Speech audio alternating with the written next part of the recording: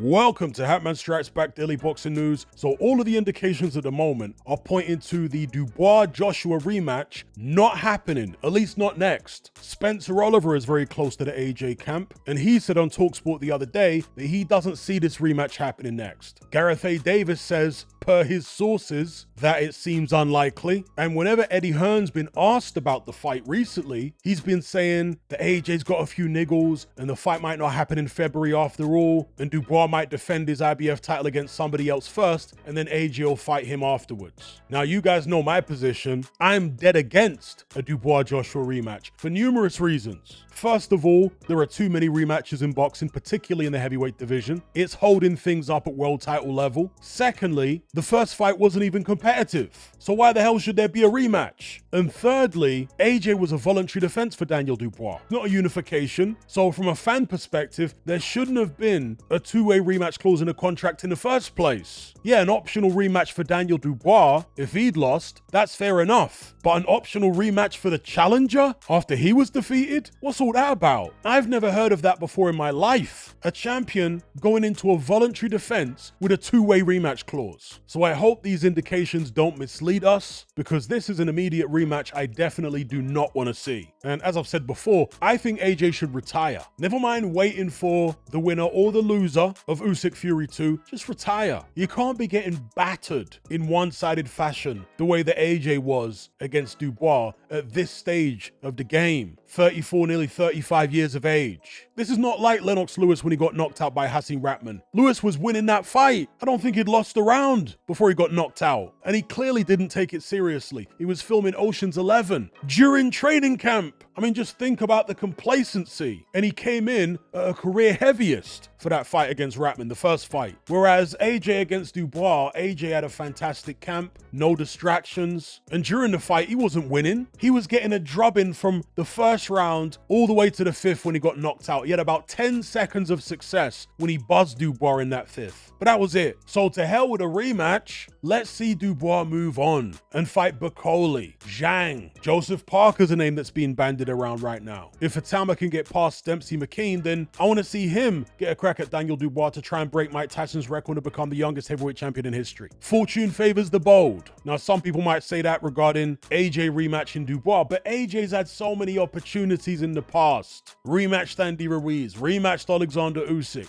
No more damn rematches. With the undisputed fight between Usyk and Fury, I would have preferred a definitive winner first time around and then no rematch. But in order to get that fight made, I get it. You're going to need to put a rematch clause in there, a two-way rematch clause that is. I can accept those type of concessions for such a historic fight, undisputed, the first time in a quarter of a century. But when a champion's making a voluntary defense, no. There is no need for a two-way rematch clause. One-way rematch clause for the champion, yes, but for the challenger as well, hell no. As far as what I think AJ will do if he doesn't take the Dubois rematch next, I guess he's going to wait for the result of the Usyk-Fury fight and then try and entice whoever, the winner or the loser. I don't mind him fighting the loser, but I sure as hell don't want to see AJ fight the winner. Again, why the hell would a unified champion be fighting a guy coming off a one-sided, devastating beatdown? From a fan perspective, that makes no sense. If Usyk is the winner, well, he's already thrashed AJ twice. And AJ just got knocked out in 5. We don't want to see Usyk-Joshua 3 off the back of AJ's last performance. And if Fury were to win, I don't want to see Fury-Joshua either. The man shouldn't be getting a title shot off the back of getting chinned by Dubois. No. But as I say, the loser versus AJ, okay. If they lose in particularly bad fashion, in my mind, it makes it a more understandable fight. But personally, I think AJ should go fight Deontay Wilder if he insists on continuing his career. Because for me, I think the best thing for him to do would be to retire right now, permanently. But if he really wants to carry on, go fight Wilder. Those are my thoughts. Give me your thoughts in the comment section below.